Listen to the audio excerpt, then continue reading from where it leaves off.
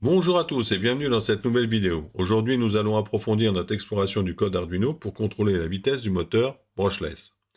Mais cette fois, nous allons aller beaucoup plus loin. Nous allons nous concentrer sur les rampes d'accélération et de décélération du moteur.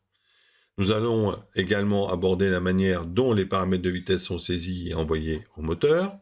Et contrairement à notre précédente approche où nous utilisions une valeur qui était comprise entre 0 et 255, eh bien cette fois-ci, nous allons travailler avec une notion de vitesse. En d'autres termes, nous allons dire au moteur, via le contrôleur, à quelle vitesse il doit tourner. Exemple, je veux 500 tours, il suffira de taper 500. Je veux 2000 tours, il suffira de taper 2000. Mais avant tout ça, et avant d'étudier le code, nous allons étudier le câblage moteur et des capteurs à effet Hall. Alors, on peut distinguer deux câbles qui sortent du moteur brushless. Vous avez un câble qui reflète les câbles de puissance et l'autre câble, eh bien, ce sont les informations des détecteurs à effet Hall. Alors, sur le 5 brins, vous avez Hall A, Hall B, Hall C. Ce sont les sorties des capteurs à effet Hall.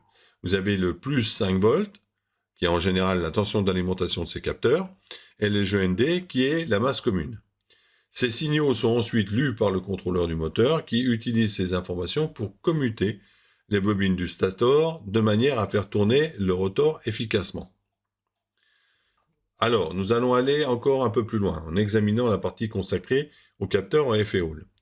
Les capteurs à effet Hall dans un moteur brushless servent à détecter la position du rotor par rapport au stator. Cette information est cruciale pour le contrôleur du moteur, qui doit savoir quand commuter les bobines du stator afin de maintenir le mouvement du rotor. Dans un moteur brushless à 3 phases, vous trouverez souvent 3 capteurs à effet Hall et chacun correspond à une phase du moteur. On va revenir sur le schéma de câblage de tout à l'heure et en examinant attentivement ce câblage et le repérage des différents fils, eh bien, on remarque que le constructeur utilise généralement une nomenclature spécifique. Par exemple, si je prends en compte le fil jaune du capteur à effet Hall A, il est étiqueté HW. Ce HW correspond à la phase W. Et ce même repérage est retrouvé sur la carte contrôleur BLD-300B, et on constate, évidemment, que les constructeurs font en sorte que les capteurs à effet Hall et les bobinages du moteur soient repérés de manière similaire. Alors, des fois, on panique un petit peu pour le câblage, mais vous voyez qu'avec un petit peu d'attention, on peut régler un certain nombre de problèmes de câblage. Alors, pourquoi ces capteurs sont importants? Eh bien, il y a déjà une histoire de synchronisation. Ils permettent une meilleure synchronisation entre le rotor et le stator, ce qui peut améliorer l'efficacité et le couple du moteur. Ensuite, avec ces mêmes capteurs, on peut contrôler le sens de rotation. Les signaux du capteur à effet Hall peuvent être utilisés donc pour contrôler le sens de rotation du moteur. Ça peut être utile. Et enfin, au niveau du démarrage, il facilite le démarrage du moteur en fournissant des informations initiales sur la position du rotor. Vous voyez quand même que ces capteurs sont relativement importants. Alors après ces explications, nous allons passer aux essais du code. Alors voici le schéma de câblage, c'est à peu près similaire à celui que nous avions dans le premier tuto. D'ailleurs, vous le retrouverez en téléchargement. Et là, maintenant, on va passer donc aux essais du code. Nous allons passer donc à l'accélération.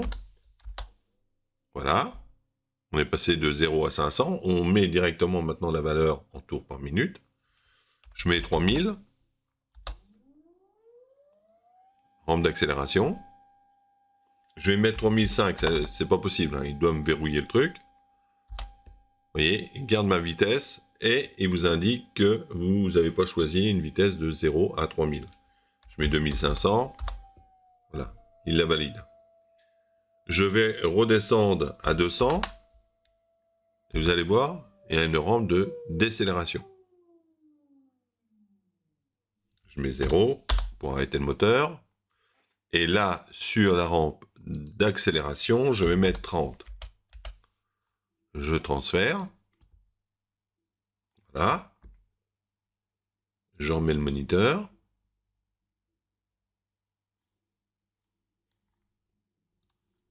Voilà. Et cette fois-ci, je vais à nouveau accélérer. Je vais faire comme tout à l'heure. Je monte à 500. Voilà, et je vais passer à 3000, et vous allez voir la différence de rampe. Vous voyez, c'est beaucoup plus long. Donc on peut jouer sur la rampe d'accélération et de décélération. Voilà. Maintenant, on va passer à l'explication du code pour voir un petit peu comment on doit construire cela. A tout de suite. Nous allons démarrer l'explication du code. Et cette ligne est utilisée pour définir la broche 9, comme la broche où le signal PWM sera généré pour contrôler la vitesse moteur. En dessous, nous avons string chaîne entrée. Alors, en fait, cette chaîne est là pour collecter les entrées de l'utilisateur depuis le moniteur série. Une fois que l'entrée est complète, eh bien, la chaîne est convertie en entier qui représente la vitesse cible du moteur en tours par minute. En dessous, la ligne déclare une valeur booléenne appelée string complète et lui attribue la valeur faux. Cette variable sert d'indicateur pour signaler si une chaîne de caractères reçue via le port série est complète ou pas. En dessous, nous avons valeur PWM actuelle. Alors, cette ligne, qui est forcée à 0, déclare une variable entière appelée donc valeur PWM actuelle et lui attribue une valeur initiale de 0. Cette variable est utilisée pour stocker la valeur actuelle du signal PWM et qui est envoyée à la broche PWM pour contrôler la vitesse moteur.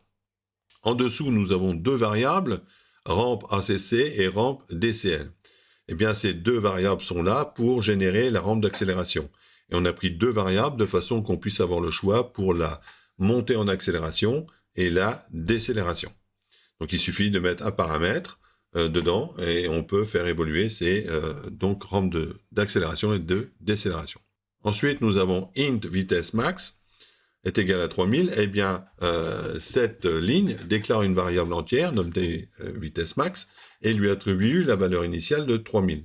Cette variable est principalement utilisée pour effectuer une mise à l'échelle entre la vitesse en tours minute et le signal PWM. Donc, si vous avez un autre type de moteur, eh bien, il faudra mettre la valeur de votre moteur en tours minute ici, la valeur max.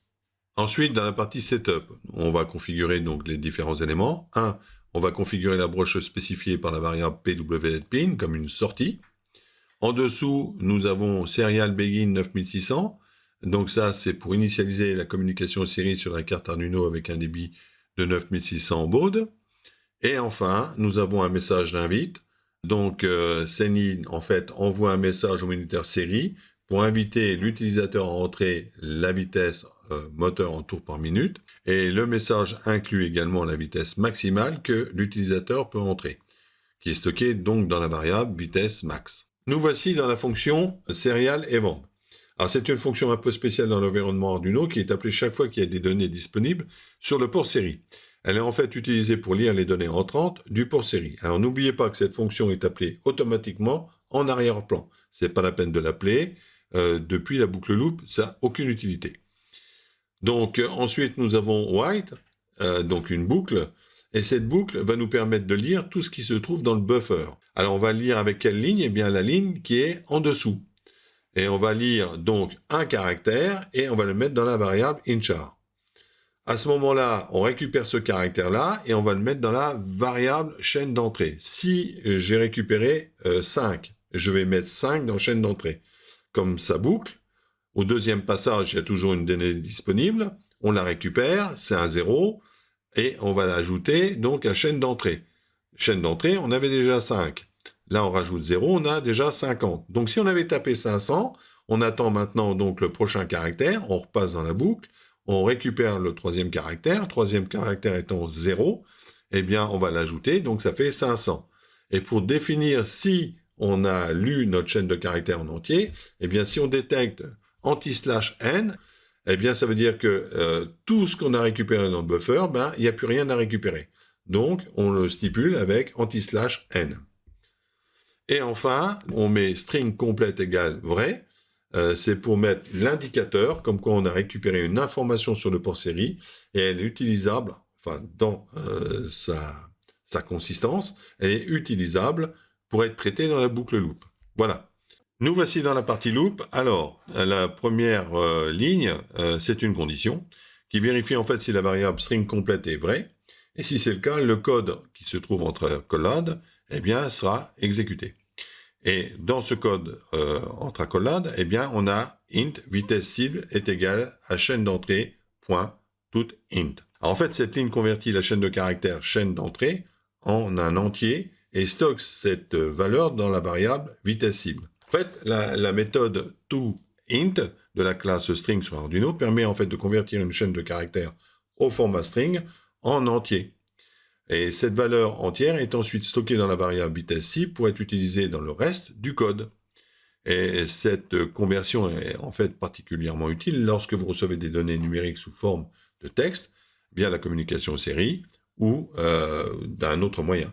Donc on a une conversion directe. Ensuite, on va donc mettre à l'échelle, puisque je vous avais dit dans le premier code qu'on avait réalisé, en fait on insérait une valeur de 0 à 255 mais qui ne reflétait pas forcément une vitesse par tour. C'est-à-dire que là, cette fois-ci, on récupère, on vous demande plutôt la vitesse que vous désirez en tours par minute. Vous mettez 500 et c'est cette ligne qui va faire la conversion pour la mettre de 0 à 255. Ensuite, quand on a fait cette conversion, on va vérifier si elle est dans une plage acceptable pour être utilisée dans la fonction analog write. Si la condition est vraie, le code suivant, dans le bloc conditionnel, ajustera la vitesse du moteur en conséquence. Alors, quand on a fait ça, il y a encore un autre truc à vérifier, c'est savoir si la valeur PWM actuelle est inférieure à la valeur PWM cible. Si c'est le cas, ça signifie que nous devons accélérer. Nous allons donc créer une rampe d'accélération en incrémentant la valeur PWM actuelle à chaque itération de la boucle. Et cette incrémentation passe par cette ligne de code qui sert justement à incrémenter la valeur PWM actuelle. Et en dessous, nous avons analog write, et cette ligne est utilisée pour envoyer le signal PWM à la broche 9 de la carte Arduino, ce qui contrôle la vitesse du moteur, et la valeur du signal PWM est déterminée par valeur PWM actuelle, qui est incrémentée pour créer une rampe d'accélération ou de décélération. Alors elle sera décrémentée, mais dans un autre bout de code. Et enfin, nous avons délai avec la variable rampe AC, et dans le contexte de ce code, cette ligne est utilisée pour introduire en fait un délai entre chaque incrément de la valeur PWM, ce qui crée en fait une rampe d'accélération pour le moteur, et le temps de ce délai est défini avec la variable donc rampe ACC. Donc c'est avec ça qu'on peut modifier la rampe d'accélération.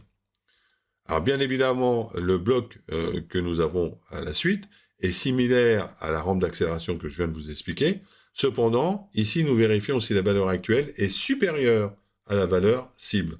Si c'est le cas, ça signifie que nous devons réduire notre vitesse, ce qui est précisément le but de ce bloc, et on crée donc une rampe de décélération pour le moteur.